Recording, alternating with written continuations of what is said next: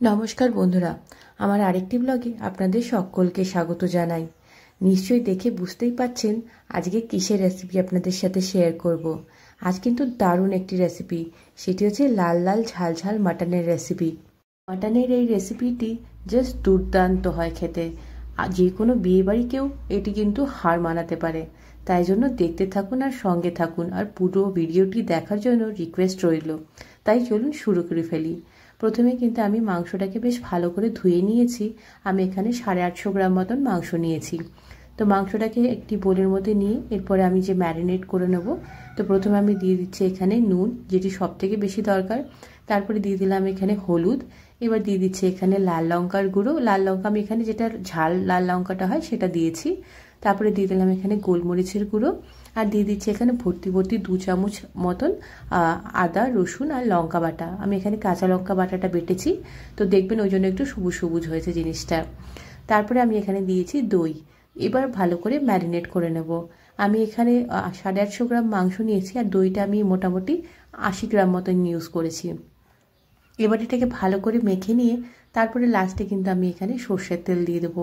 সর্ষের তেল দিয়ে খুব বেশি মাখাচ্ছি না, তো একটু হালকা মাখিয়ে নিয়ে তারপরে এটাকে এমনি করে ম্যারিনেট করে মোটামুটি 1 থেকে 1.5 ঘন্টা মতন ফ্রিজে রেখে দিয়েছি।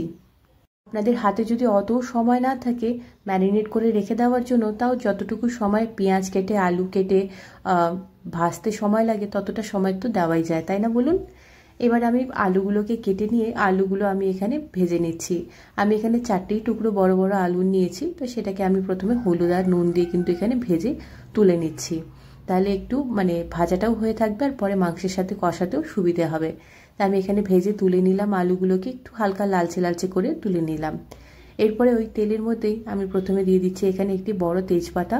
তার সাথে দিয়ে দিলাম এখানে 3টি শুকনো লঙ্কা। শুকনো লঙ্কা ফোড়নে দিলে কিন্তু টেস্টটা খুব সুন্দর আসে। এরপরে একটি বড় দারচিনি দিয়ে দিয়েছি, 3টে এখানে লবঙ্গ দিলাম, আর 4টে এখানে এলাচের মাথাগুলো ভেঙে দিয়ে তারপরে সেটাকে এর মধ্যে দিয়ে দিলাম। এবার দিয়ে দিচ্ছি এখানে জিরে। এবার ফোড়ন দেওয়াটা আমার একদম কমপ্লিট হয়ে গেছে। তো এবার ভালো করে যতক্ষণ ফোড়নটা একটু ভালোভাবে হয়ে যাচ্ছে, তারপরে আমি এখানে দিয়ে দেবো পেঁয়াজ কুচি। পেঁয়াজটা কিন্তু আমি একদমই কুচি করে নিয়েছি। অত ভালো কুচি না করলেও চলবে, যেহেতু পুরোটাই গলেই যাবে শেষ অবধি। তো তাও আমি এখানে ভালো করে কুচি করে নিয়েছি, এতে কিন্তু ভাজাটা খুব সুন্দর হয়।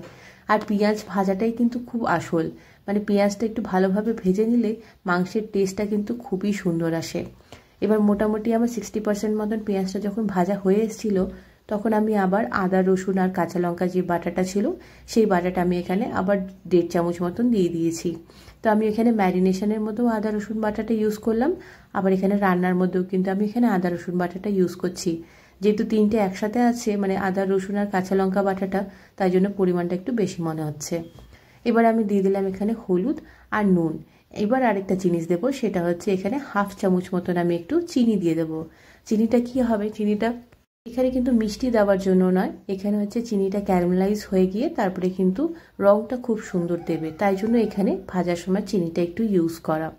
এবার যখন দেখুন পেঁয়াজটা আমার একদম ভাজা হয়ে এসছে, এরপর কিন্তু আমি প্রথমে এখানে মাংসটা দিয়ে দেবো, যেটা আমি ম্যারিনেট করে রেখেছিলাম।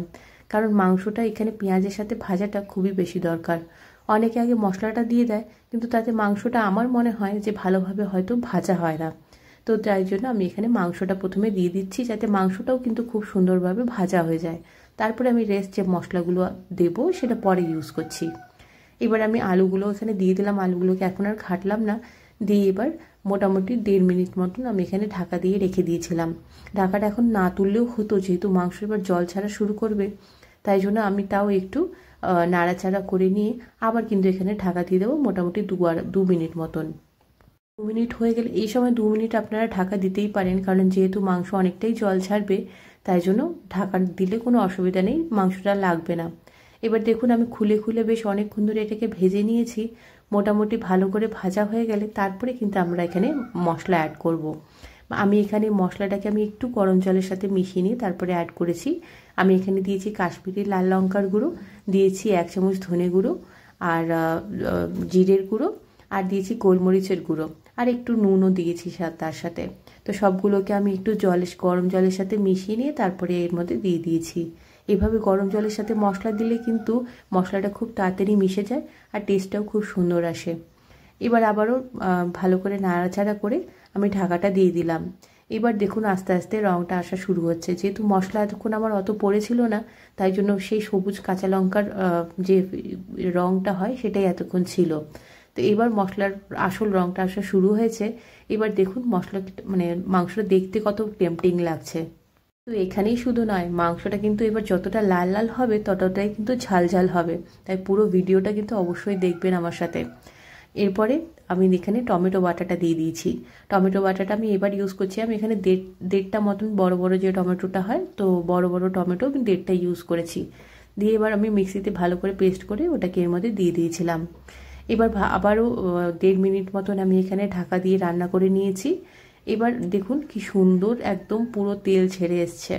এবার মোটামুটি আমার কষানোটা একদম কমপ্লিট হয়ে এসছে। তেল দেখুন পুরোটা ছেড়ে দিয়েছে, আর এখনও আরও তেল ছাড়া বাকি, যেহেতু মাংসটাও অনেকটা আমার তেল তেলে আছে, তো ওই জন্য এখনও ওটার তেল বের হওয়া বাকি আছে। তো এবার আমি যাই হোক গরম জল এবার দিয়ে দিলাম ঝোল হিসেবে। তো দিয়ে দেওয়ার পরে এবার এটাকে ভালো করে মিশিয়ে নিয়ে এরপর কিন্তু আমরা এটাকে প্রেশার কুকারে ট্রান্সফার করব। যেহেতু মাটন, তাই জন্য একটু সেদ্ধ হতে একটু টাইম লাগে, তো তার জন্য আমরা প্রেশার কুকারে ট্রান্সফার করব। তো তার আগে আমি এখানে 1/2 চামচ মতন গরম মশলা দিয়ে দিলাম। দিয়ে এবার ভালো করে নাড়িয়ে চাড়িয়ে নিয়ে এবার আমি এটাকে প্রেশার কুকারে ট্রান্সফার করে দিচ্ছি। আমি যতগুলো আলু আছে আলুগুলোকে আমি বের করে নিয়েছি, আর আলুগুলোকে বের করে তারপরে আমি মাংসগুলোকে প্রেশার কুকারে দিয়ে লাস্টে আমি এখানে ঝোলটা প্রেশার কুকারে অ্যাড করে দিচ্ছি। এভাবে করলে আমার খুব সুবিধা হয়, আপনারাও চেষ্টা করে দেখবেন এভাবে করলে অনেকটা সুবিধা হয়। আর এবার দেখুন পুরোটা আমার প্রেশার কুকারে ট্রান্সফার করা হয়ে গেছে। তো এবার এই সময়টা নুনটা একদম চেক করে নেবেন যে নুনটা ঠিক আছে কিনা। আমার নুনটা একদম এক্স্যাক্টলি ঠিক ছিল। তো এবার আমি প্রেশার কুকারের ঢাকনাটা লাগিয়ে দিলাম। এবার সিটি পড়ার অপেক্ষা। এখানে কমিয়ে কমিয়ে 2টো সিটি দিয়েছি, 2টো সিটি দিলে জিনিসটি তৈরি হয়ে যাবে। এবার দেখুন প্রেশার কুকার যখন খুলবো দেখে জাস্ট অসাধারণ লাগছে, মানে এত অপূর্ব লাগছে দেখতে। কেমন লাগছে আপনারাও জানাবেন কিন্তু আমায় অবশ্যই। এবার আবার আলুগুলোকে ওই গরম মাংসের সাথে এবার অ্যাড করে দিচ্ছি, যাতে মানে আলুটার মধ্যেও সেই ফ্লেভারটা ভালোভাবে চলে আসে। আর লাস্টে আমি এখানে অ্যাড করে দেবো একটু ধনেপাতা। এরকম মাংসের সাথে লাল লাল ঝোলঝোল মাংস আর তার সাথে একটু ধনেপাতা হলে জিনিসটা জমেই যায়, তাই না বলুন? তো এবার আমার মাংস একদম কমপ্লিট হয়ে গেছে, এবার রেডি টু সার্ভ। আমি একবার মাংসটা আপনাদেরকে চেক করেও দেখিয়ে দিচ্ছি, দেখুন একদম গলে গেছে মাংসটা। তাহলে চলুন এবার সার্ভ করে দিই। ভাত আর মাংস আর স্যালাড, আর কিচ্ছু লাগবে না, জাস্ট অসাধারণ এই মাংসর রেসিপি। তাহলে আমার এই রেসিপিটি আপনাদের কেমন লাগলো অবশ্যই কিন্তু আমাকে জানাবেন, আর লাইক, কমেন্ট আর সাবস্ক্রাইব করে যাবেন। অসংখ্য ধন্যবাদ।